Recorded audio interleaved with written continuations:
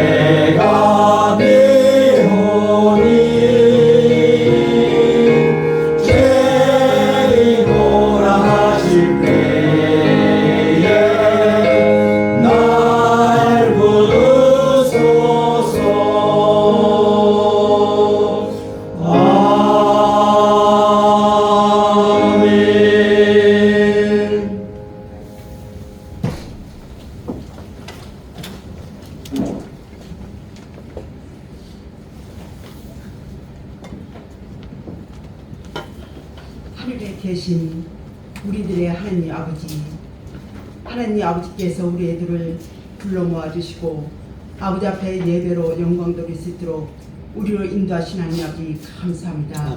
우리 하나님께서 이 예배를 기뻐 받아주시고 우리의 영혼이 더욱더 하나님을 가까이 있는 삶을 살아가도록 성령께서 도우시고 인도하여 주시옵소서. 하나님 아버지께서 말씀하시길 자복하고 회개한 자는 참으로 예수 피로 덮어주시고 우리의 죄를 보지 않으시고 예수 피만 보신다는 하나님 아버지, 우리가 무엇으로 하나님 앞에 나갈 수 있사오리까? 오직 마음을 다하고 뜻을 다하고 힘을 다해서 아버지 앞에 나갈 수 있도록 우리를 도우시고 인도하시고 우리와 함께 하시는 그 하나님의 놀라신 사랑과 은혜를 체험하는 시간 되도록 성령께서 도우시고 인도하여 주시옵소서. 아버지 하나님, 오늘도 말씀을 전하실 양재일 목사님 성령 충만한 삶을 어떻게 살아야 될지를 우리에게 또 말씀하실 텐데, 우리가 마음의 문을 활짝 열고 하나님 말씀을 받되 겸손한 심령으로 말씀을 받아서 그 말씀으로 얼마 살아가도록 성령께서 붙들으시고 인도하여 주시옵소서. 말씀을 전하신 양재일 목사님 성령 충만하게 하시고 또 양재일 목사님 하시는 모든 사역과 공동체에 하나님의 복이 충만히 임할 수 있도록 성령께서 도우시고 인도하여 주시옵소서. 우리가 아버지 하나님이셔 겸손히 우리가 말씀을 받고 우리가 또 아버지의 삶을 살아갈 때마다 우리 하나님께서 우리를 기뻐하시고 잠잠히 참으로 미소 지으며 바라보신다 했사오니 우리가 어찌하면 하나님 말씀을 듣고 순종할 수 있사오리까? 오직 성령 충만함으로 얼마 우리가 그 말씀을 따라서 우리가 살기를 원합니다. 우리가 그 말씀이 우리가 또 입으로 들어갈 때는 우리가 쓰나 배로 들어갈 때는 단다 말씀하시사오니 우리가 더욱더 자루나우나 치지 않고 오직 겸손한 데에서 하나님의 뜻을 이루할 수 있는 우리의 모든 성도들이 다 되도록 도우시고 인도하여 주시옵소서. 우리가 이렇게 또 명절을 앞두고 또 우리가 이렇게 아버지 앞에 나와서 예배드리지 못한 영혼들이 있습니다. 우리의 영혼들이 아버지 예배를 드리고 또 각각이 흩어져서 형제 자매들을 만나고 또 부모를 찾아받고 모든 아버지에서 우리가 움직일 텐데 오고 가는 길에 우리 하나님께서 지켜주시고 우리가 또 하나님의 자녀로서 자녀된 신분을 잊지 않냐고 우리가 선한 열매를 맺으며 믿지 않는 자들에게 본이 되며 그들이 또 하나님께서 예수 앞에 나오는 기회가 되고 동기가 되도록 성령께서 붙들으시고 인도하여 주시옵소서. 오늘도 우리와 함께 하신 예수 그리스도의 이름으로 감사하며 예수님 이렇게 됐습니다. 아멘.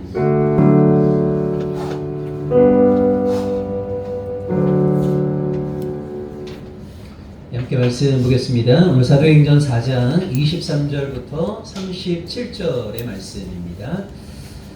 한 절씩 교독하고요. 마지막 절은 함께 읽도록 하겠습니다. 사도들이 노임에 그 동료에게 가서 제사장들과 장로들의 말을 다 구하니 저희가 듣고 일심으로 하나님께 소리를 높여 가로되 대주제여 천지와 바다와 그 가운데 만유를 지으신 이시오. 또 주의 종 우리 조상 다윗의 입을 의탁하사 성령으로 말씀하시기를 어찌하여 열방이 분노하며 족속들이 허사를 경영하였는고 세상의 근황들이 나서며 관원들이 함께 모여 주와 그 그리스도를 대적하도다 하시니로소이다.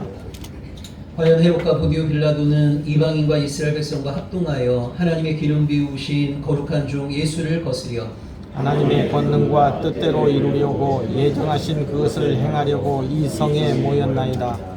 주여 이제도 저희의 위협함을 하감하옵시고 또 종들로 하여금 담대히 하나님의 말씀을 전하게 하여 주옵시며 손을 내밀어 병을 낫게 하옵시고 표적과 기사가 거룩한 종 예수의 이름으로 이루어지게 하옵소서 하더라. 빌기를 다음에 모인 곳이 진동하더니 무리가 다 성령에 충만하여 담대히 하나님의 말씀을 전하니라. 믿는 무리가 한 마음과 한 뜻이 되어 모든 물건을 서로 통용하고 제 재물을 조금이라도 제 것이라 하는 이가 하나도 없더라. 사도들이 큰 권능으로 주 예수의 부활을 증거하니 무리가 큰 은혜를 입어 그 중에 핍절한 사람이 없으니 이는 밭과 집 있는 자는 팔아 그 판 것의 값을 가져다가 사도들의 발 앞에 두매 저희가 각 사람의 필요를 따라 나눠줌 이러라. 고구려에서 난 레위 족속이 있으니 이름은 요셉이라 사도들이 일컬어 바나바라 하니 그가 밭이 있음에 팔아 값을 가지고 사도들의 발 앞에 두니라. 아멘. 봉헌기도 올려드리겠습니다. 우리가 살아가는 모든 삶의 현장에서 우리와 함께 하신 하나님, 우리의 삶을 돌보시고 지켜주신 하나님, 한 주간의 삶을 살아가면서 때로는 기뻐 웃을 때도 있었지만 때로는 남몰래 눈물을 흘려야 될 때도 있고 탄식과 고통 가운데 신음할 때도 있었습니다. 그러한 일상의 삶을 잠시 내려놓고 다시 하나님 앞에 나와서 한마음 한뜻으로 이 시간 주님을 예배합니다. 우리의 삶의 현실을 누구보다 정확하게 아시는 하나님, 우리에게 필요한 것들을 채워주시고 선하고 아름다운 길로 우리를 인도하여 주시기를 원합니다.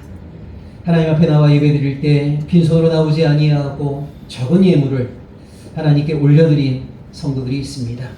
비록 적은 예물이지만 우리의 삶을, 우리의 존재를 하나님께 바치는 예표로 이 예물을 드리오니 이 예물과 더불어 우리의 삶과 우리의 존재를 연락하여 주옵소서. 예수 그리스도의 이름으로 기도합니다. 아멘. 명절을 앞두고도 이렇게 오신 여러분을 환영합니다. 오지 않으신 분들 꼭 기억해 주시고요. 그러면 안 되죠, 그죠? 요즘은 좀 덜하지만 옛날에는 명절 하시고 나면 우리 여성분들 특별히 명절 증후군 많이 있었는데 좀 힘들지 않게 명절 잘 지나갔으면 좋겠습니다. 저희 집은 한 15년 전부터는 명절 때 식당 가서 항상 밥을 사 먹어요. 그래갖고 어떤 일도 하지 않습니다. 어떤 일도. 그래서 뭐 사실 우리가 평소에 너무 요즘 잘 먹는데 명절 때까지 뭐 과도하게 음식 만들고 뭐 그럴 필요는 없을 것 같아요. 그리고 뭐 옛날에는 정말 뭐 친인척이나 부모님 만나는 게 쉽지 않아갖고 명절 때 모였지만 요즘 맨날 카톡으로 친인척들하고 이렇게 소통하고 그러지 않아요? 그래서 좀 아마 이런 문화도 제가 볼 때는 이제 오래 가진 않을 것 같은데 어쨌건 특정한 존재들에게 지나치게 과도한 노동이 이렇게 부여되는 시간이 안 되었으면 좋겠고 특히 우리 부천예배당의 우리 남자분들은 명절 때 몸을 더 빨리 이렇게 움직이셔갖고 여성분들이 과도한 노동에 신음하지 않을 수 있도록 잘 도와주시기 바랍니다. 잘 하실 거라고 믿습니다. 그죠? 네. 끝까지 지금 완악하게 내라고 하지 않으신 분들이 한 4명 계시거든요. 저는 다 기억하고 있습니다. 자, 23절에 보시게 되면 그 사도들이 종교 권력자들의 신문을 받았잖아요. 그리고 나서 동료들이 모인 곳으로 갔는데 아마 여기가 마가의 다락방이 아닐까라고 우리는 추측할 수 있습니다. 여러분 잘 보세요. 예수님이 승천하시고 나서 처음에 그 예루살렘에 모여있던 예수의 제자들이 모였던 곳이 마가의 다락방인데 120명 정도가 모였다 이렇게 얘기를 합니다. 그 다음에 베드로의 설교를 듣고 남자만 하루아침에 3,000명이 세례받은 일이 벌어졌죠. 그 다음에 나중에 또 베드로의 설교를 듣고 5,000명이 세례받는 일이 벌어졌어요. 그러니까 이 3,000명하고 5,000명을 별개의 숫자로 본다면 이미 예루살렘 교인들은 거의 10,000명 가까이 되는 거예요. 그 10,000명 가까이 되는 교인들이 함께 모여서 예배를 드린다 그러면 어디서 모였겠습니까? 예루살렘 성전에서 모인 거죠. 여러분 성전에 보시게 되면 솔로몬 행각처럼 여러 사람들이 모일 수 있는 큰 광장이 있거든요. 아마 거기서 전체 교인들은 모였을 것이고 핵심적인 멤버들 그 사람들은 아마 마가의 다락방에 모이지 않았을까라고 우리는 생각할 수 있습니다.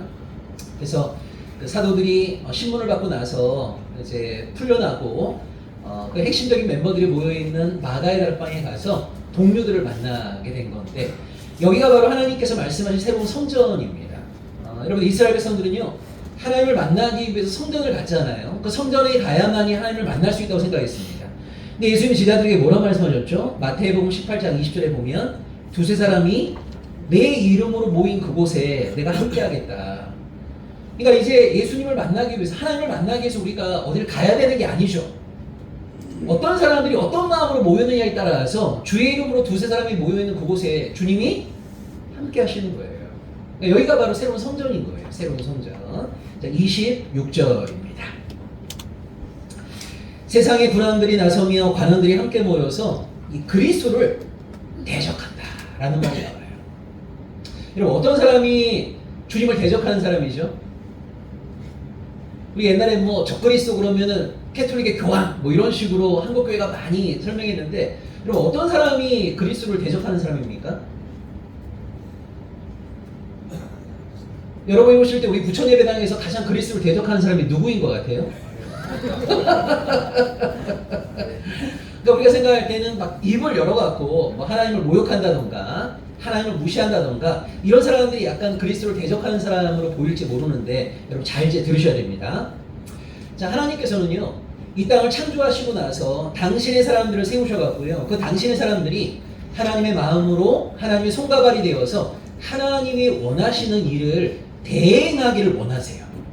자, 우리는 이렇게 고백할 수 있습니다. 각 나라에 있는 정치 지도자들 누가 세우신 겁니까? 하나님이 세우셨다. 그게 로마서 13장 1절이잖아요. 위에 있는 권세에 복종해라. 위에 있는 권세는 하나님이 세우신 거예요. 자, 그러면 하나님께서 어떤 사람을 정치 지도자로 세우실 때 그 사람에게 무엇을 기대하는 겁니까? 너 이제 내가 정치 권력을 줄 테니까 네가 원하는 대로 마음껏 통치해, 이런 건가요? 아니죠. 하나님께서 누군가에게 정치 권력을 줄 때는 뭐를 기대하는 거예요?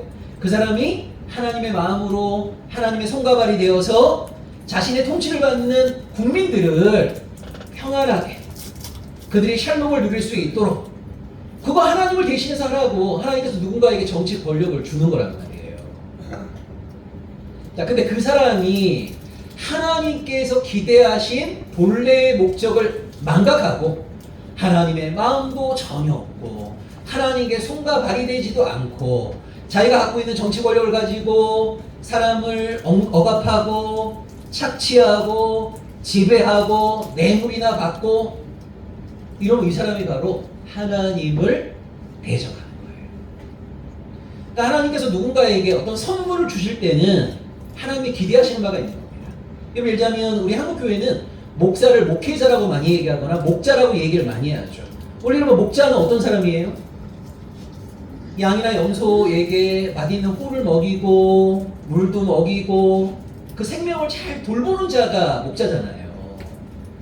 맹수들이 공격해 올 때 목자가 지팡이로 막아야죠. 지켜줘야죠. 그게 목자죠. 그거 하라고 하나님께서 이 땅에 많은 목사들을 세우신 거예요. 그러니까 목사들을 세우실 때 하나님이 기대하시는 바가 뭐겠습니까?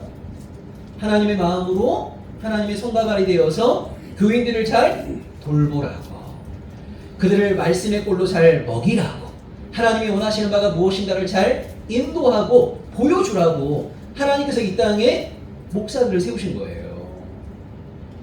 자, 그런데 만약 그렇게 세움받고 부름받은 목사가 자기가 갖고 있는 목사라고 하는 권력을 이용해갖고 돈 버는 것에만 혈안이 되어 있거나 교인들 위해 군림하려고 하거나 하나님의 말씀과 상관도 없는 것을 가지고 교인들을 가스라이팅하거나 어리석은 길로 인도하거나, 이게 뭐 하는 거냐면 하나님을 대적하는 거란 말이에요. 그러니까 여러분, 하나님을 대적한다라고 하는 것은 뭐 교회 안 가는 거, 입을 열어갖고 하나님에 대해서 비방하는 거, 이것도 물론 하나님을 대적하는 모습일 수 있지만 우리가 뭘 잘 분별하셔야 되는 거냐면 원래 하나님께서 이 존재를 이 자리에 앉히실 때 기대하시는 바, 하나님이 원하셨던 바, 그걸 얼마나 제대로 감당해내고 있는가. 그런데 하나님이 원래 기대하시면서 그 자리에 앉혔는데 그거하고 아무 상관없이 자기 멋대로의 행보를 하는 것이 뭐 하는 거냐면 하나님을 대적하는 거예요. 여러분, 최근에 우리나라에서 가장 교인들이 많다는 통합교단의 총회장이 여자 권사하고 무인태를 들락날락하는 게 이제 발각이 됐습니다. 총회장이에요, 그 사람이. 근데 너무 놀라운 게 뭐냐면 여자 권사하고 무인태를 나오는 게 동영상에 찍혔어요. 그러니까 어떻게 보면 오랜 시간 동안 그 불륜을 저지른 것이 발각이 된 거예요. 그러면 뭐 그 사람도 남자니까 뭐 그럴 수 있다고 칩시다. 그러면 여러분, 그 사람이 진짜 하나님을 경외하는 목사라면 어떻게 하겠어요?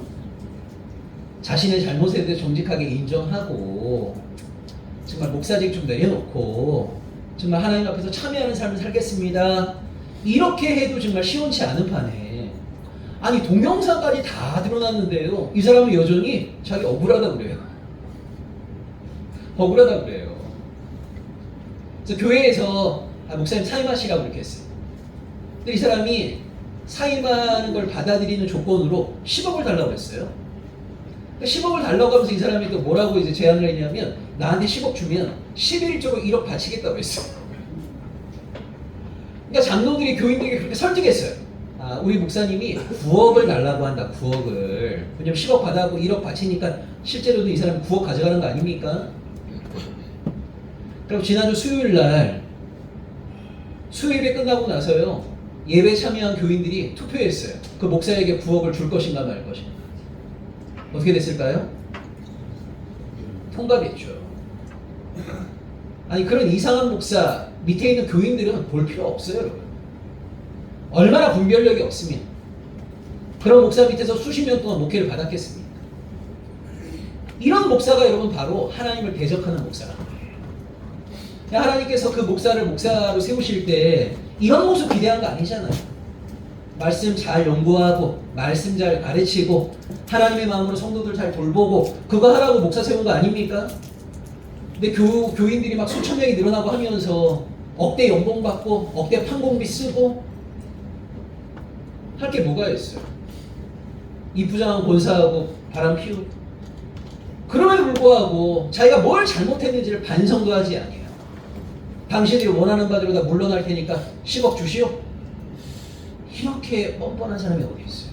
이런 사람이 바로 하나님을 대적하는 거예요. 근데 더 황당한 건 뭐냐면 그 분별력 없는 교인들, 그런 목사에게 가스라이팅 당한 교인들, 그 불륜을 저지른 목사에게 9억을 주겠다고 투표한 교인들, 그 사람들도 여러분 결과적으로 보게 되면 하나님을 대적하는 겁니다. 성도답지 못하잖아요. 교회답지 못하잖아요. 근데 이런 것들이 여러분 하나님을 대적하는 거예요. 그러니까 하나님께서 우리 각 사람을 하나님의 사람으로 부르셨을 때 하나님이 기대하시는 모습이 있는 거예요. 하나님의 말씀으로 우리가 충만해지기를 원하고 하나님의 말씀을 신실하게 살아내기를 원한단 말이에요. 근데 하나님이 원래 기대하셨던 모습과 완전히 이탈해갖고 하나님이 원하시지 않는 모습을 행하는 거 그게 다 뭐 하는 거예요? 하나님을 대적하는 거예요. 하나님을 대적하는 거예요. 그냥 왜 우리에게 분별력이라는 게 필요하겠습니까?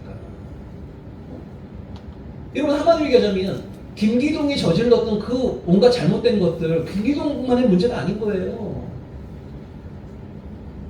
아니 그 사람이 한 달에 5,400씩 갖고 그 많은 돈을 교회에 빌려주고 이자 받고 그거 알았던 사람들 있잖아요.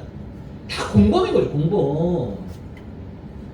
그럼 헌금만 내면 뭐합니까? 내가 낸 헌금이 어떻게 사용되어지는지에 대해서 전혀 관심 없는 교인들, 우리도 알지 못하는 사이에 여러분 오랜 기간 동안 하나님을 대적하는 행위를 했다는 걸 아셔야 되는 거예요.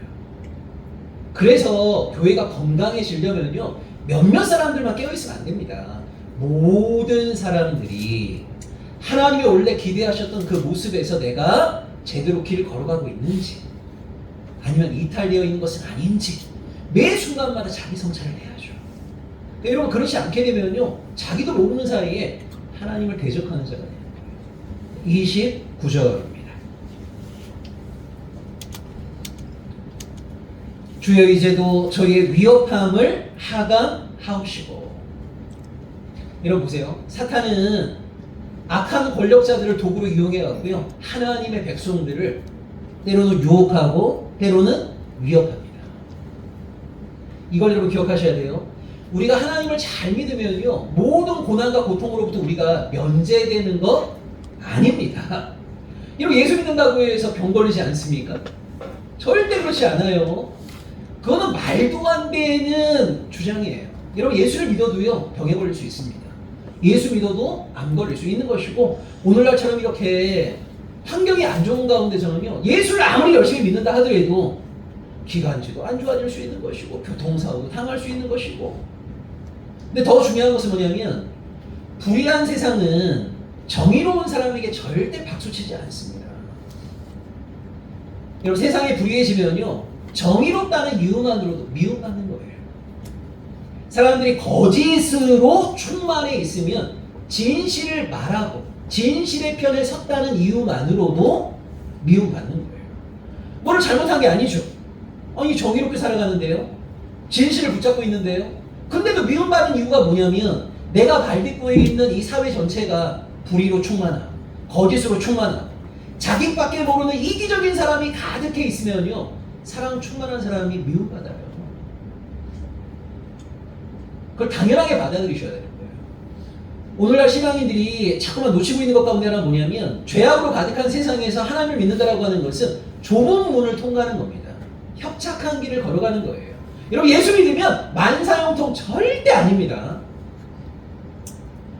우리가 정직하게 살아가기로 결단하는 순간 진실하지 못한 사람들에게 내가 미움받겠구나 이거 각오해야 되는 겁니다. 내가 정의의 편에 서겠다는 순간 불의한 사람들이 나를 한시도 가만두지 않겠구나 이거 생각해야 되는 거예요.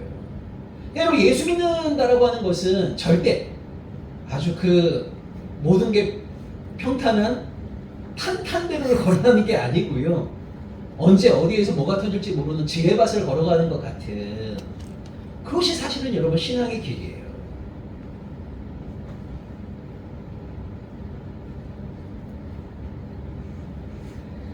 제가 지난번에 그런 말씀 드린 적 있죠. 여러분 인순이라고 하는 가수가 거위의 꿈이라는 노래를 전에 불렀잖아요. 여러분 거위의 꿈이라는 그 노래가 나오기 전에는 사람들이 거위에게 꿈이 있다는 거 아무도 몰랐어요. 근데 거위에게 꿈이 있어요. 여러분 거위의 꿈이 뭐예요? 나는 거예요. 나는 거. 그게 나는 거예요. 근데 더 놀라운 게 뭐냐면 여러분 거위에게만 꿈이 있는 게 아니라 사탄에게도 꿈이 있어요. 여러분 잘 모르시겠지만 우리 부천예배당을 향한 사탄의 2024년 목회 계획이 있습니다. 뭐겠어요? 네. 여러분 사탄이 우리 부천예배당을 향한 2024년 목회 계획이 뭐겠습니까? 우리 가운데 한 반 정도는 하나님에 대해서 냉담해지게 만드는 거. 서로에 대해서 불신하게 만들고 서로에 대해서 믿게 만들고 그래서 하나 되지 못하게 만들고 그게 여러분 사탄의 목회 계획이에요. 우리가 뭘 기억하셔야 되냐면 여러분 사탄이 가장 강력하게 역사할 것 같은 곳에서는요 사탄이 역사하지 않습니다. 그러니까 우리가 생각할 때는 조폭들이 막 모여갖고 나쁜 짓 꾸밀 때 사탄이 거기서 막 역사할 것 같죠. 응? 여러분 사람들이 막 나이트클럽 다니고 우리 젊은 애들 막 클럽 다니고 할 때 진짜 인간의 욕망, 성적인 욕망이 난무하는 그런 곳에 사탄이 엄청 역사할 것 같죠. 사탄이 역사 안 합니다. 왜 여러분 사탄이 조폭들이나 나이트클럽이나 클럽 이런 데서는 사탄이 역사 안 합니까? 예, 뭐하러 역사합니까? 가만히 내버려놔도 너무너무 잘하고 있는데 걔네들을 왜 건드려요 사탄이? 여러분 이걸 기억하셔야 돼요. 사탄하고 아무 상관이 없을 것 같은 곳에서 사탄은 가장 강력하게 역사하는 거예요. 우리가 하나님과 멀어지려고 하면요 사탄은 우리를 내버려 두죠. 근데 우리가 하나님께 점점점 가까이 다가가려고 하면 이거 사탄이 가만히 내버려 두지 않죠. 사탄이 가장 강력하게 역사하는 곳이 어디겠어요? 믿음의 가정이에요. 믿음의 사람들이 모여있는 교회 공동체인 거예요. 우리가 말씀 앞에 온전히 서고자 하고 말씀대로 살아가고자 하고 이 꼴을 사탄이 절대 보지 않습니다. 가장 강력하게 역사하는 거죠. 자, 그런 가운데 하나가 뭐냐면 악한 권력을 휘두르고 있는 사람들을 도구로 사용해 갖고요. 사탄은 하나님의 백성들을 때로는 협박하고 때로는 유혹한단 말이에요. 그걸 얘기하고 있는 거예요. 저희의 위협함을 하감하옵시고. 여기서 우리가 사도들에게 배워야 될 중요한 신앙의 자세가 하나 있습니다. 그게 뭐냐면요. 여러분 사도들은 이렇게 기도하지 않습니다. 하나님, 우리가 예수 그리스도께서 맡기신 일을 열심히 하고 있으니 모든 고난과 핍박으로부터 우리를 구원해 주세요. 어떤 고통도 우리에게 없게 해주세요. 라고 사도들은 기도하지 않아요. 사도들은 뭐를 당연하게 받아들입니까? 자신들이 예수께서 맡기신 일을 신실하게 감당할 때 불의한 종교 권력이 우리를 절대 가만히 내버려 두지 않을 것이다. 우리를 끊임없이 위협하고 우리를 잡아 가두고 매를 때리고 심지어 우리를 죽이고 이거를 너무너무 당연하게 받아들이고 있는 거예요. 이게 원래 여러분 신앙을 가진 사람의 모습입니다. 내가 예수의 길을 신실하게 걸어가고자 할 때 불의한 사람들에게 미움받을 거 이거 당연하게 받아들여야죠. 그때마다 왜 하나님 나에게 이런 고통을 주시냐고 하나님께 따지면 안 돼요. 그걸 당연하게 받아들일 수 있어야 돼요. 당연하게. 근데 너무 당연하게 받아들여야 될 많은 것들이요 오늘날 교회 공동체 안에서 선포되지 않는단 말이에요. 말도 안 되는 메시지들이 난무하고 있는 거예요. 예수만 믿으면 만사형통 될 수 있는 거죠. 절대 그렇지 않습니다. 그런 의미에서 사도들이 정말 대단한 것 같아요. 우리가 예수의 길을 신실하게 걸어가고자 할 때 타락하고 부패한 종교 권력이 우리를 절대 가만 내두지 않을 것이다. 그러면서 뭐라고 얘기합니까? 그럼에도 불구하고 자기들이 하나님의 말씀을 담대하게 선포할 수 있도록 해달라고 간구하잖아요. 핍박이 있는 건 당연하게 생각하는 거예요. 고난이 있는 건 당연하게 생각하는 거예요. 그럼에도 불구하고 자신들이 해야 될 몫을 열심히 잘 감당할 수 있도록 도와달라는 거예요. 야, 정말 사도들 대단한 겁니다. 여러분 예를 들면 우리 부천 예배당이 개혁의 길을 더욱더 힘있게 걸어가겠다. 그러면요 사람들이 박수 쳐줄 것 같죠. 절대 그렇지 않습니다. 절대 그렇지 않아요. 그러니까 우리가 더 교회답고 더 하나님이 원하시는 신앙의 길을 걸어가려고 할 때 사람들이 우리를 박수 쳐주면서 존경할 것 같죠? 사람들의 죄된 모습 가운데 하나가 뭐냐면요 사람들을 끌어내리려고. 누가 거룩하게 살면 박수치면서 아 우리도 거룩하게 살아야 되겠다 이런 마음 먹을 것 같죠? 안 그래요. 이 잘나 보이는 이 사람을 끌어내려 갖고요 우리와 똑같은 수준 만들려고 하는 것이 죄된 사람들의 모습이에요. 그래서 우리가 올바른 길을 걸어가고자 할 때 우리가 무엇을 잘못하는 것이 아님에도 불구하고 사람들이 우리를 가만 내버려두지 않겠구나. 엄청나게 많은 비방을 하고 흔들어대기도 하고 그거 당연하게 받아들여야죠. 사도들은 그것을 당연하게 받아들이잖아요. 그럼 사실 인생에서 우리가 좀 당연하게 받아들일 것들이 많이 있지 않습니까? 저는 무녀 동남 제가 외동아들이거든요. 제가 나중에 보니까 1970년에 우리나라에서 보통 한 가정에 4.5명 정도의 자녀가 태어나더라고요. 평균 4.5. 근데 저는 이제 무녀 동남이었어요. 그리고 어린 시절부터 16년 동안 아버지가 없었어요. 제가 16살에 아버지를 처음 만났는데 저는 이제 어머니하고 이렇게 쭉 지내왔는데 어머니하고 유착관계가 좀 깊어요. 제가 어머니에게 신앙을 배웠고 어머니를 통해서 어떤 인생을 배우고 제가 20살 대학 이제 들어가고 나서부터는 집을 좀 떠나갖고 생활을 많이 했어요. 집을 떠나 생활했을 때부터 제가 이제 지금까지 하고 있는 한 34년째 하고 있는 것이 뭐냐면 아침에 한 번, 저녁에 한 번 어머니하고 통화하는 거예요. 그래서 10년 전부터는 이제 저녁에만 합니다. 저녁에만. 매일 밤마다. 그러니까 어머니는 또 그 전화 엄청 기다리겠죠. 그러면 이제 전화 한번 했다 그러면 한 10분 정도 이렇게 막 통화를 해요. 그럼 어머니가 막 그날 하루 무슨 일 있었는지도 막 얘기하고 그리고 이제 통화 이제 끊을 때는 어머니도 항상 저한테 사랑합니다 이렇게 얘기해요. 저도 어머니 사랑해요 이렇게 하면서 이제 끊고 뭐 그러는데 어머니가 이제 올해 84세예요. 그러니까 뭐 지금은 어디 크게 아프신 건 없지만 늘 이제 마음속에 제가 이제 각오하고 있는 게 뭐겠어요? 84세시면 뭐 어디 아파도 이제 문제 어색하지 않은 나이가 된 거잖아요. 근데 제가 어머니한테 몇 년 전부터 설득시킨 게 있어요. 그게 뭐냐면 나는 어머니가 어디 큰 병에 걸리면 절대 병원 침대에 눕히지 않는다. 여러분 지금 보면 현대인들이 수명이 많이 늘었는데요. 우리 한국 사람들 한 사람당 10년 정도 병원 생활합니다. 그러니까 수명이 늘긴 늘었지만 사실 이게 인간다운 삶을 살아가다가 죽는 게 아니고요. 거의 10년 가까이 평균이 그래요. 다 병원 생활하는 거예요. 요양원 아니면 요양병원에서 누워갖고 의식도 없지만 연명하면서 그냥 살아가고 있는데 저는 그렇게 어머니를 보내고 싶지 않더라고요. 그리고 제가 늘 얘기했던 게 어머니 큰 병에 걸리면 나는 절대 병원에 안 눕힌다. 그때부터 어머니 차에 태우고 팔도 돌아다니면서 그냥 어머니 생애 마지막을 내가 함께 하겠다. 그리고 제가 어느 순간 부천 예배당에 못 오게 되면 어머니랑 어디 다니는 거예요. 그렇게 하셔야 돼요. 그리고 저는 뭐 이렇게 뭐 장례식 한다고 그래갖고 막 사람들 어머니한테 얘기했어요. 어머니 돌아가시면 우리 가족끼리만 하루 추모하고 바로 그 다음날 화장한다 그냥. 절대 사람들 막 조문받고 그러지 않는다. 그러니까 어머니는 뭐 제가 하는 말 무조건 다 따라 하시죠.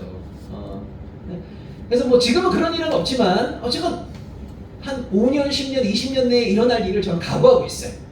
사도들은 자신들이 예수의 사람으로 살아가게 될 때 어떤 일이 있을 것인가 다 각오하고 있어요.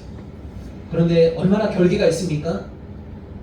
걔네들은 우리를 핍박한다 하더라도 사도들은 뭐 한다고 그래요?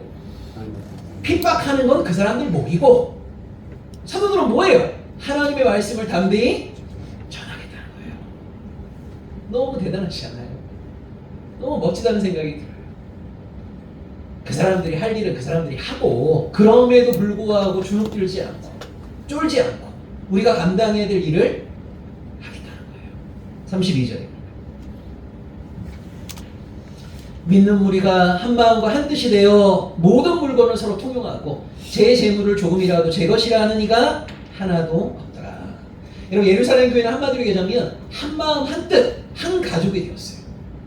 이거 정말 어려운 일 아니에요. 여러분 사실 육신의 가족들도 한마음 한뜻 되는 게 정말 쉽지 않잖아요. 근데 예수가 아니었다면 아무 상관이 없는 사람들이 모여갖고 지금 한마음 한뜻이 되었다라고 하는 게 정말 놀라운 일이죠. 그리고 어떤 일이 벌어졌습니까? 모든 물건을 서로 통용했다고 해요. 제 재물을 조금이라도 제 것이라 하는 이가 하나도 없더라. 여러분 이것이 바로 제가 오늘 강조하고자 하는 성령 충만한 모습인 겁니다. 자, 여러분 강조했습니다. 여러분 한국 교회는 성령 충만을 완전히 왜곡되게 이해를 많이 하는데 어떤 사람은 성령 충만한 사람으로 착각을 많이 합니까? 기도할 때마다 쫙 소리를 질러대는 사람을 성령 충만하다. 찬양할 때마다 막 30cm 점프를 막 3시간씩 지치지 않게 하는 사람들을 성령 충만하다. 제가 분명히 개념 정리해드렸죠. 기도할 때 쫙 하고 소리 지르는 사람들은 성령 충만한 게 아니라 뭐라고요? 목청이 좋은 거예요. 목청이. 찬양할 때 지치지 않고 점프를 3시간씩 하는 사람은 뭐가 좋은 거예요? 체력이 좋은 거죠. 그거하고 여러분 성령 충만은 사실 아무런 상관이 없는 거예요. 그런데 우리 한국에 정말 착하고 순수하지만 분별력 없는 사람들이요, 말도 안 되는 사이비들에게 쉽게 속아 넘어간 이유 가운데 하나가 뭐냐면 누가 나타나고 그냥 쥐야 소리 지르고 기도하고 찬양할 때 방방 뜨면 너무나 많은 사람들이 성령 충만한 사람이에요. 저 목사님 성령 충만하다. 너무 쉽게 속아 넘어가요. 너무 쉽게. 아니에요. 이거 기억하셔야 됩니다. 성령 충만하다는 말은 뭐냐면요, 성령 충만하지 않을 때의 모습을 극복하는 게 성령 충만한 거예요. 자, 우리가 성령 충만하지 아니하고 이성만 충만하고 대한민국 사회의 세속의 가치로만 충만하게 되면 우리 모두 다 어떤 삶을 사는 줄 알아요? 자기밖에 모르는 삶을 살아요. 죄성에 지배받으면 산단 말이에요. 여러분 죄성에 지배받는 사람들의 전형적인 모습이 뭡니까? 다 자기 이기주의적이죠. 일용할 양식에 만족하지 못하고 지나치게 욕심을 내죠. 탐욕스럽죠. 이게 바로 보통 사람들의 모습이에요. 성령 충만하다는 것은 뭐냐면 이런 이기심과 탐욕을 십자가에 못 박는 거예요. 죄성에 지배받던 삶의 모습으로부터 새로워지는 거예요. 이게 진짜 성령 충만한 거예요. 여기 보세요. 초대교회가 성령 충만했을 때 어떤 일이 벌어진 겁니까? 자기 것을 내 거야! 누구도 건들면 안 돼! 이러지 아니하고 자신의 것을 기꺼이 우리의 것으로 내어놓잖아요. 이게 성령 충만한 거죠. 제가 주중에 유한규 집사님이랑 통화를 했는데 유 집사님이 요새 지하철 타고 이렇게 출퇴근을 하신대요. 이 차가 있으시잖아요. 차를 요즘 거의 그냥 파킹하고 계시대요. 그래서 제가 그럼 그 차를 나를 줘라 이렇게 얘기했어요. 만약 여러분 저랑 통화하는 그 중간에 유한규 집사님이 성령 충만했다면 어떤 일이 벌어졌겠어요? 당장 줬겠죠. 근데 그 통화도 그 시간에 성령 충만하진 않으셨어요. 이건 여러분 약간 제가 우스갯소리로 얘기하는 건데요. 여러분 보세요.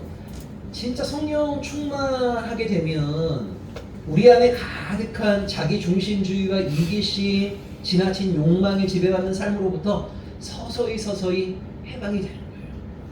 제가 91년도에 공동체를 처음 만들고 나서 저희 공동체 제일 먼저 한 게 뭐냐면 자가용을 공유한 거거든요. 차를 공유했어요. 차를 가진 사람이 종합보험에 들어놓고 차가 필요한 사람이 자기가 필요한 만큼 기름 집어넣고 한 차를 가지고 여러 사람들이 함께 운전했어요. 저희가 처음에 신혼집구에서 그 근처에 모여 살 때 한 집만 정수기가 있었어요. 한 집만. 그러면 근처에 사는 모든 사람들이 그 집 가서 물 다 떠갔다고. 우리가 그 정수기를 우물이라고 했거든. 우물. 그런 거예요. 이거는 내 정수기! 이러지 않는단 말이에요. 진짜 가족이 된 거예요. 가족이. 한 5가정이 모여 살면서 건조기를 하나 사갖고 건조기 함께 써요.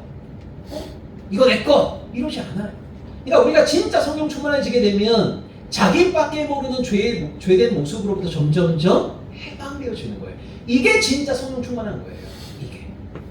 세상이 우리를 지배하는 세속의 가치로부터 점점 해방되어진단 말이에요. 초대교회는 그런 모습을 드러낸 거예요. 왜요, 여러분? 우리가 초대교회를 아름다운 이상적인 교회라고 생각하는 거냐면 성령 충만했기 때문에 죄의 지배로부터 한 사람 한 사람이 점점점 자유해진 거예요. 세상과 전혀 다른 모습이 그 안에 존재했단 말이에요. 그래서 우리가 여러분 초대교회를 이상적인 교회라고 하는 거예요.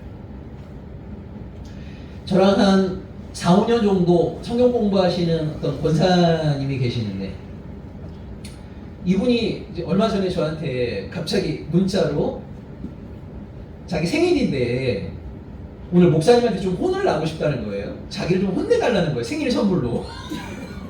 그래서 아니 생일 선물로 자기를 혼내달라고 하니까 얼마나 이게 웃겨요. 그럼 제가 뭐 때문에 이러시나 해서 전화를 드렸어요. 그랬더니 이제 그분이 이제 하시는 말씀이 뭐냐면 강남에 사시는 분인데 아들 하나 딸 하나 있는데 아들이 이제 서울대 의대를 나왔고 지금 전문이에요. 전문이. 근데 아들이 이제 몇 년 동안 사귀었던 자매가 있는데 아들은 이 자매랑 너무 결혼하고 싶어 해요. 근데 이 권사님이 이제 마음에 안 드는 거죠, 이제. 왜냐면 이제 아들은 의사잖아요. 서울대 의대 나와고 좀 전문이란 말이에요. 그러니까 이 권사님은 이 아들의 부인이 전문직에 있었으면 하는 거예요. 소위 이제 사자가 붙은 변리사가 됐건 변호사가 됐건 의사가 됐건 사자가 붙은 여인을 만나고 이제 결혼했으면 딱 하는데 마음에 안 든다는 거예요. 제가 그 자매 직업이 뭔데요? 이렇게 했더니 외국계사를 다닌다는 거예요. 그래서 여러분 대한민국에 일반적으로 보게 되면 외국계사 다니면 사실 조건이 그렇게 나쁜 게 아니란 말이에요. 근데 이 권사님은 그게 마음에 안 들어. 마음에 안 들어. 전문직에 있지 않다는 게 마음에 안 들어. 그래갖고 하여튼 계속 이제 안 된다 이제 한 거예요. 근데 권사님이 저랑 이제 거의 4, 5년을 공부했잖아요. 그러니까 이 제 강의를 계속 듣다 보면 내가 이런 맘 먹으면 안 되는데 이 생각이 드는데 또 이제 자다가 막 새벽마다 일어나갖고 이 우라통이 터져갖고 또 미치는 거예요. 또 이제 말씀 읽거나 성경을 공부하다 보면 내가 너무 대한민국의 일반적인 세속의 가치에 지배받고 있구나 또 반성이 되는데 또 자다가 벌떡 일어나갖고 이건 안 돼 막아야 돼 뭐 이런 마음이 든다는 거예요. 그러면서 생일날 자신의 어떤 그런 부끄러운 모습에 대해 저한테 이제 말씀하시면서 자기 좀 혼내달라는 거예요. 참 보시면 여러분 뭐 이게 남 얘기가 아니잖아요, 그죠? 그러니까 교회를 몇십 년을 다니면 뭐 합니까? 이 세속의 가치로부터 우리의 죄된 어떤 그 본성으로부터 참 자유한다라고 하는, 해방한다라고 하는 것이 정말 쉽지가 않아요. 그러니까 어떻게 보면 우리가 정말 성령 충만하지 못한 거예요. 종교 의식의 충만함은 있지만 조금이라도 내 것 손해보는 꼴을 못 보고. 저는 그런 의미에서 아까도 우리 칭찬해준 신대균 집사님 오후마다 아이스크림 쏘는 거 이거는 당연하게 생각하시면 안 돼요. 어떤 분은 또 이게 운영위원장이 되기 위한 사전 선거운동이 아니었냐 이렇게 음해하는 사람이 있었는데 제가 얘기했어요. 유한규 집사님이 사임하기 전부터 쏘셨다. 응? 그거 당연하게 생각하면 안 되는 거죠. 이 신집사님이 성령 충만하지 않으면 어느 순간부터 아이스크림 없습니다. 이제. 제가 볼 때 여름에는 아이스크림, 겨울에는 호빵을 사지 않으시겠어요? 저는 우리 신집사님이 앞으로 10년 이상 계속 성령 충만하기를 바라요. 집사님도 소망하십니까? 지금 성령 충만하지 않으신가요? 대단하신 거죠, 사실. 근데 참 보면 여러분 이 성령 충만함이라고 하는 것은요 예수 믿지 않는 사람들, 하나님의 통치 바깥에 있는 사람들이 살아내는 그 삶, 우리도 사실 그걸로부터 해방되는 게 참 쉽지가 않습니다. 교회는 열심히 다녀도요 세상에 나가 살다 보면 세상 모든 사람들이 살아가고 있는 삶의 모습을 우리도 따라 걸어갈 때가 참 많단 말이에요. 아까 제가 말씀드린 그 권사님, 사실 제가 볼 때는 참 좋은 신앙인임에도 불구하고 그것 때문에 괴로워하잖아요. 이 극복이 안 되는 거예요. 극복이. 말씀 들으면 내가 잘못하고 있다 반성이 되는데 또 자다가 벌떡 일어나면서 막 우라통 터지고 본인도 막 어떻게 될지 몰라갖고 얼마나 답답했으면 생일날 선물로 자기 좀 혼내달라고 저한테 얘기하겠어요. 근데 그분은 그나마 분투라도 하고 있는 거잖아요. 아유 내가 지금 뭐 하는 건가? 교회를 평생 다녔는데 내가 지금 뭐 하고 있는 건가? 그거라도 알고 있는 분인데 사실 이것도 모르는 사람들 진짜 많았어요. 진짜. 그러니까 우리가 그런 의미에서 여러분 진짜 성령 충만한 사람이 돼야 돼요. 종교 의식에서의 충만함이 아니라 진짜 죄악으로 지배하고 이기심과 탐욕으로 똘똘 뭉쳐있는 대한민국 사회에서 점점점 그러한 것으로부터 해방된, 예수 믿지 않는 사람과 조금은 구별된 삶을 살아내는, 자기밖에 모르던 사람이 이제는 옆에 있는 사람을 생각하고 옆에 있는 사람을 내가 어떻게 도울 것인가를 생각하고 기꺼이 자기의 것을 우리의 것으로 내어놓을 줄 알고, 이것이 진짜 성령 충만한 자의 모습이고, 초대교회가 힘이 있었던 이유가 바로 그런 성령 충만함이 있었기 때문이에요. 34절입니다. 이런 성령 충만한 사람들 때문에요, 초대교회는 핍절한 사람이 없었단 말이에요. 왜요? 가진 것 있는 사람들이 기꺼이 내놓은 거예요. 여러분 결국 보세요. 이거 안 돼갖고 실패한 사람이 누구냐면 복음서에 나와 있는 부자 청년이거든요. 부자 청년은 영생을 받기를 간절히 사모했어요. 예수님께 막 쪼르륵 와갖고 내가 어떻게 해야 영생을 받을 수 있습니까? 물어보지 않았습니까? 예수님 이거 쭉 얘기했더니 내가 이거 어렸을 때 다 시켰다. 자신만만했어요. 예수님이 마지막 하나를 딱 말씀하셨죠. 네가 갖고 있는 모든 것을 팔아서 가난한 자에게 주고 너는 나를 따르라. 왜요? 왜 이 사람이 가지고 있는 것을 팔아서 가난한 자에게 다 주라고 말씀하신 거냐면, 그 사람이 가지고 있는 모든 물질은 하나님이 맡기신 거예요. 이것이 여러분 성경이 말하는 온전한 물질관입니다.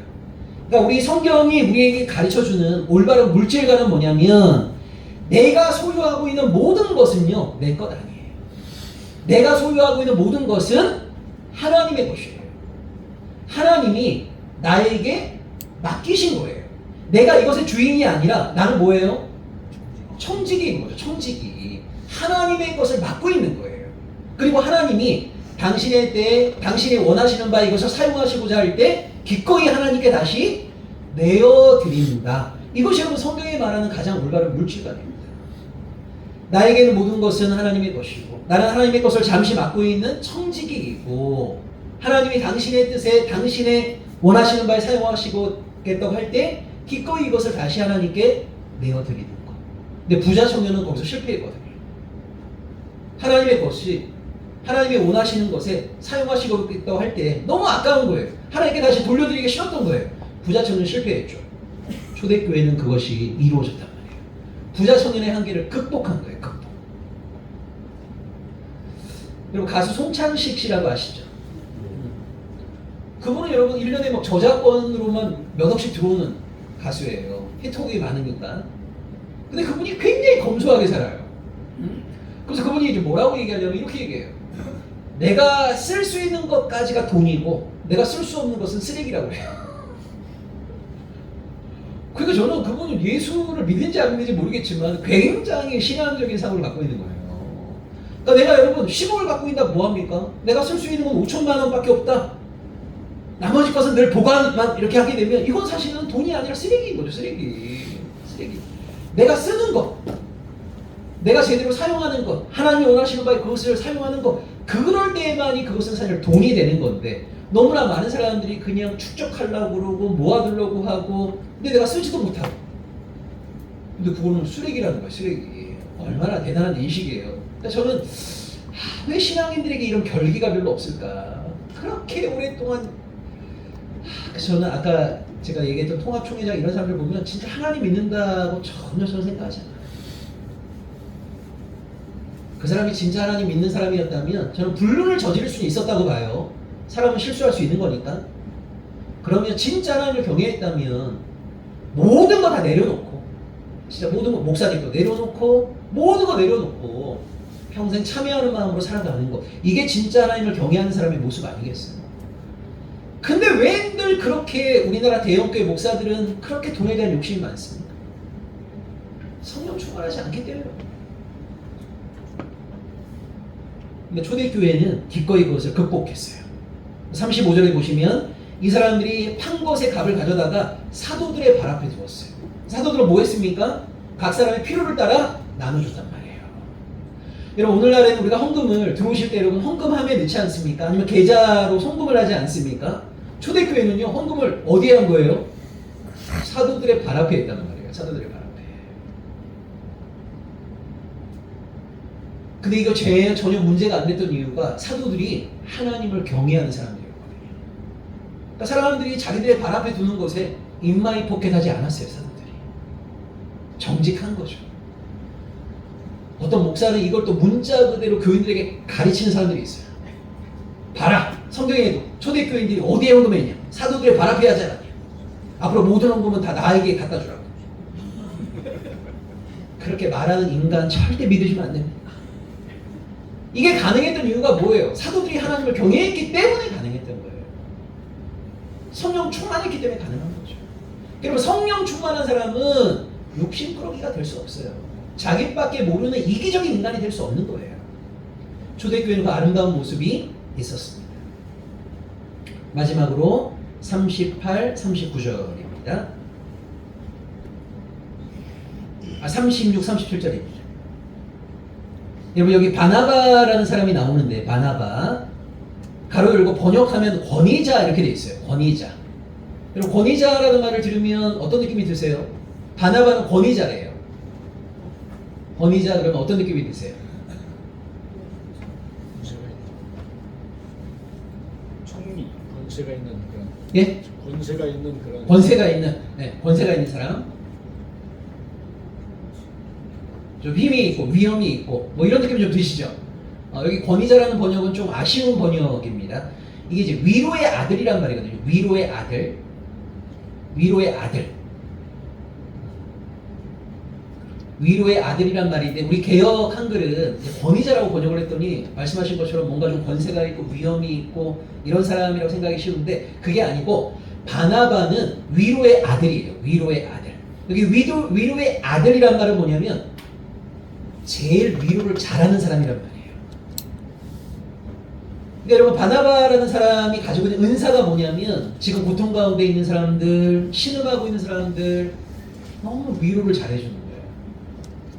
그러니까 사람들이 바나바를 만나게 되면 마치 하나님이 자기를 어루만져 준 것 같은 그런 위로를 느끼는 거예요. 이걸 위로의 아들 이렇게 얘기해요. 위로의 아들. 여러분 성경에 보시게 되면 사랑의 아들, 저 사람은 사랑의 아들이야. 이게 무슨 말이겠어요? 제일 사랑이 많다 이런 말이에요. 그러니까 뭐뭐의 아들이란 말은 그 분야의 최고라는 거죠. 한마디로. 저 사람은 정직의 아들이야. 법 없이도 살아갈 수 있어. 여기 정직의 아들이란 말은 뭐예요? 최고로 정직한 사람이라는 거예요. 근데 이 바나바를 위로의 아들이라고 해요. 위로의 아들. 그러니까 정말 위로를 잘해주는 사람이에요. 여러분 실제 나중에 바나바라는 사람이 사도 바울이 회심하고 나서 아무에게도 환영받지 못하고 있을 때 그 사도 바울에게 가서 손을 내밀어 갖고 바울로 하여금 힘있게 사역할 수 있도록 했던 사람이 누구예요? 바나바잖아요. 그러니까 우리가 정말 슬픔 가운데 있을 때, 고통 가운데 있을 때 이런 바나바 같은 사람을 만나게 되면 치유함을 받는 거죠. 그래서 이거를 이제 제일 위로를 잘한다? 이걸 뭐라고 한다고요? 위로의 아들. 제일 사랑에 충만한 사람이다. 뭐라고 한다고요? 사랑의 아들. 자, 우리 부천에 있는 우리 모든 지체들이 사랑의 아들, 정직의 아들, 진실의 아들, 거룩의 아들이 되었으면 좋겠고요. 우리 부천 예배당도 정말 교회의 아들. 교회다운 교회 어디 가서 만날 수 있냐라고 했을 때 정말 부천 예배당 보라고 얘기할 수 있는 그런 아름다운 교회 잘 세워나갈 수 있도록 여러분 옆에 있는 분들 손 꽉 잡으시고 또 힘을 내어주셨으면 좋겠습니다. 자, 우리 함께 십자가의 길 순교자의 삶 찬양하도록 하겠습니다. 우리 오늘은 그냥 동그랗게 서진 않고요. 우리 옆에 있는 분들만이라도 손을 좀 잡아보실까요? 예. 우리 한 분씩 계신 분들은 옆으로 좀 가셔서 좀 예. 십자가의 길, 순교자의 삶 결코 쉽지 않은 길인데 여러분 옆에 있는 분들과 손 마주 잡으시고 이 길을 신실하게 걸어가기를 함께 소망하면 좋겠습니다.